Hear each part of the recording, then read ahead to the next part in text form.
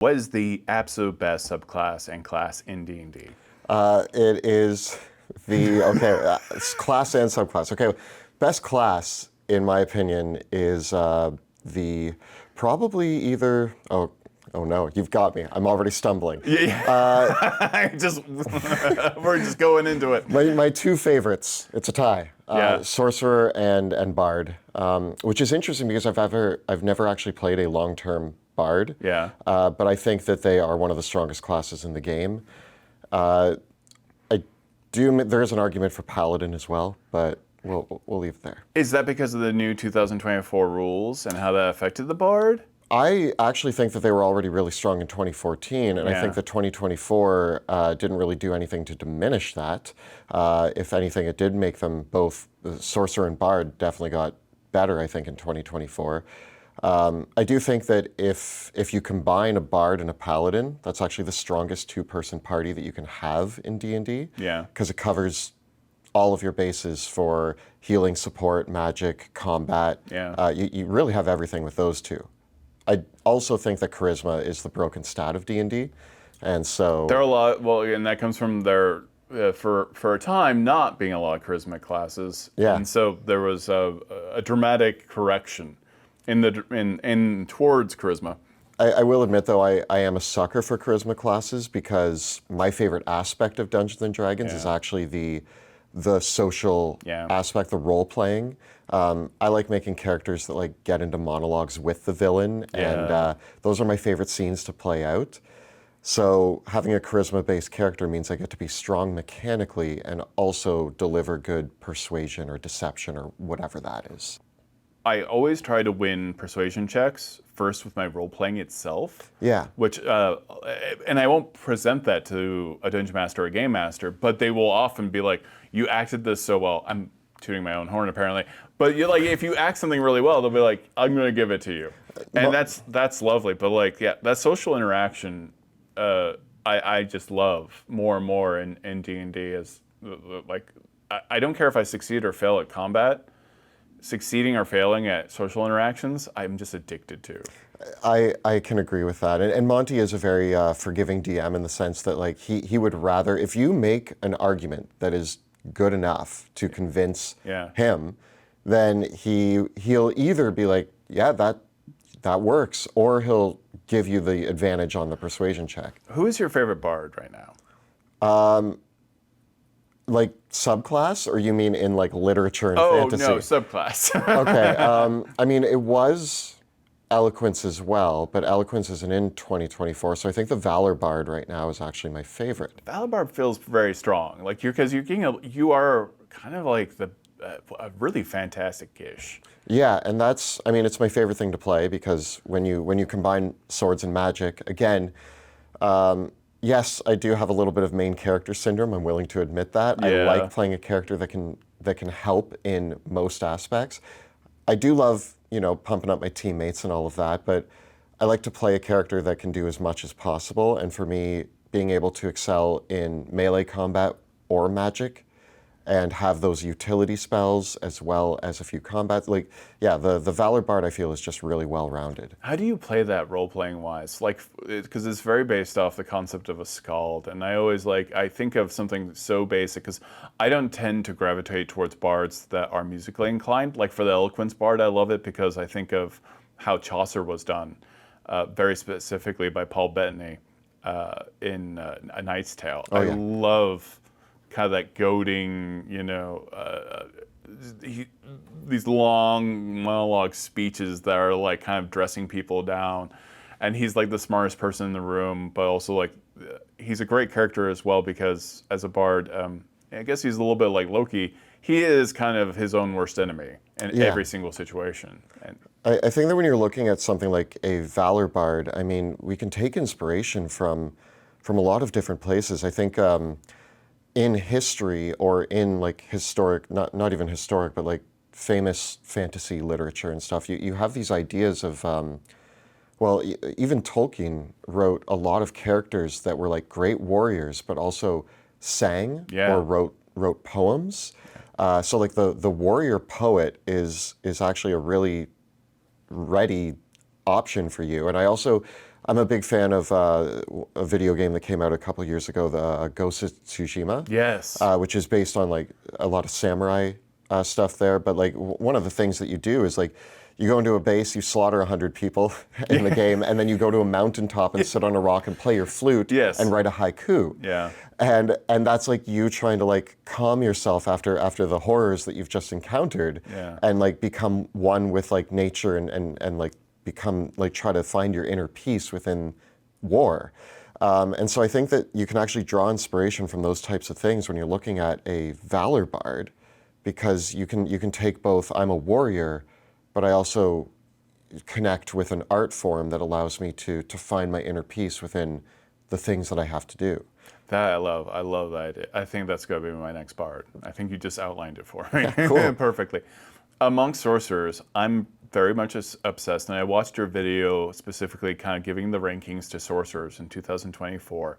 I did have the opportunity. I was at D&D in the Castle as a player, and I played a wild magic sorcerer for 24 hours. Yeah. More than 24 hours, probably around 28 hours. That is such a powerful and fun and literally chaotic subclass. It's overwhelmingly because you are kind of in this cycle, and this is one of those interesting subclasses. If you are getting to play it with that density of time, you learn very quickly. You can, if you are timing things right, you're constantly giving yourself advantage almost nonstop. Yeah, that's why we ranked it so high. Is like, well, I mean, first of all, Monty and I both love playing with, chaotic rolling on tables and things like that. And the table is so much better now. Yeah. Yeah. It's just really fun to sort of add that element.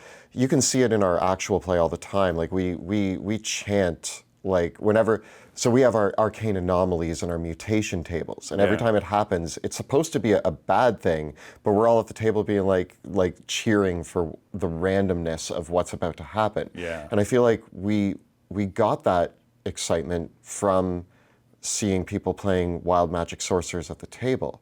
So not only are you playing with these like really fun elements that add the spontaneity to the table, but you're also playing a mechanically strong character that can grant themselves advantage whenever they need to.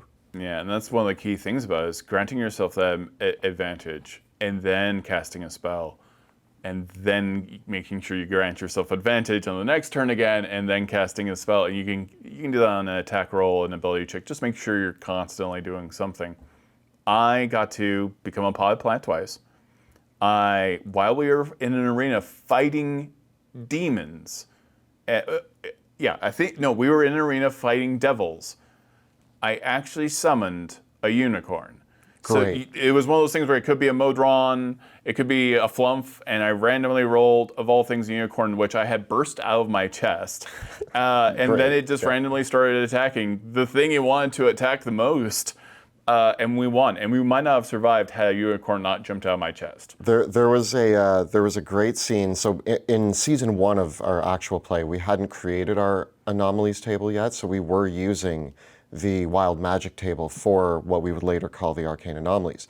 And there was a fight that we were, it was a very difficult fight. I think we were in a room where the floor was like toxic goo, and there were pillars of like zombie arms that would grab us, and we were fighting basically a beholder in a room where we couldn't touch the floor, so we had to use magic.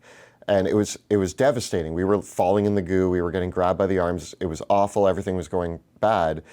And then I did a few things that like caused some wild magic, and I ended up summoning a unicorn and casting Enlarge on myself. And so there was fan art out there somewhere of a giant Sebastian Crow riding a unicorn around, and like the unicorn healed us all and like helped us out, and it was such a great moment. That unicorn ended up becoming a character in the show who made appearances through multiple seasons. So that was.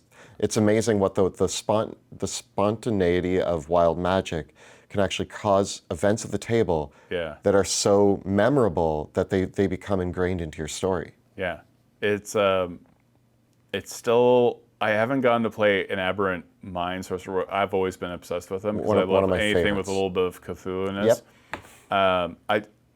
I certainly am currently playing my character Aberrant in that kind of Aberrant way, but I found something fascinating that I've been thinking about in film currently, in television, and really like novels as well, there is this interesting connection to playing a character who is very like androids. Like when I think of something like Prometheus is a good example of, you have this robot that is very clean cut, this android, this kind of figure that, and you see this kind of in Cthulhu. You see characters who are like very buttoned up, very fastidious in their appearance. But then you have the tentacles and the creepiness and the horror. And I love this idea of like a construct, an android, who is very logical, spawning these unbelievable cosmic horrors. There's something fun about that in a character. Yeah, I mean the Aberrant Mind for me.